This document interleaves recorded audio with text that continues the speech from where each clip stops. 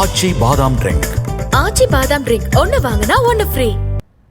பணிகள் அதிக அளவில் இருப்பதால் தூத்துக்குடி நெடுஞ்சாலைத்துறை கோட்டம் இரண்டாக பிரிக்கப்பட்டு கோவில்பட்டியை தலைமையிடமாக கொண்டு அமைக்கப்பட்டுள்ளதாக கனிமொழி எம்பி தெரிவித்துள்ளார்.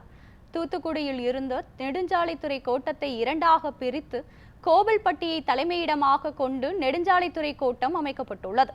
இதற்கான கோட்ட பொறியாளர் அலுவலகம் கோவில்பட்டி பயணியர் விடுதி வளாகத்தில் அமைக்கப்பட்டுள்ளது.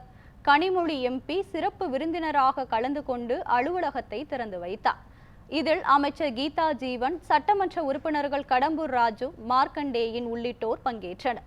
விழாவில் பேசிய கனிமொழி, இந்த கோட்டத்தை வழங்கிய முதலமைச்சர் மற்றும் நெடுஞ்சாலைத்துறை அமைச்சருக்கு தனது நன்றியை தெரிவித்தார்.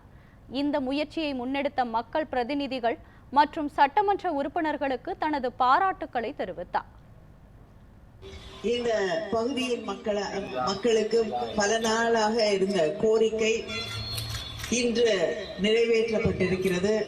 நெடுஞ்சாலை துறை நம்முடைய மாவட்டத்திலே 2 பகுதிகளாக பிரிக்கப்பட்டு, ஏனென்றால் இங்கே ஆற்ற வேண்டிய பணிகள் நிறைய இருக்கிறது, அதற்கான தேவையும் இருக்கிறது. சாலைகள் நிறைய இருந்து அது பராமரிக்கப்பட வேண்டிய அந்த நிலையால் கோட்டம் 2ஆக பிரிக்கப்பட வேண்டும் என்ற கோரிக்கையை நீண்ட நாளாக நம்முடைய மக்கள் தொடர்ந்து சொல்லிக் கொண்டிருக்கக்கூடிய அந்த நேரத்திலே நம்முடைய முதலமைச்சர் அவர்களும் நெடுஞ்சாலைத்துறை அமைச்சர் அவர்களும் இதை நமக்காக அளித்திருக்கிறார்கள். இந்த நிகழ்ச்சியின் வழியாக அவர்களுக்கு என்னுடைய நன்றியை தெரிவித்துக் கொள்கிறேன்.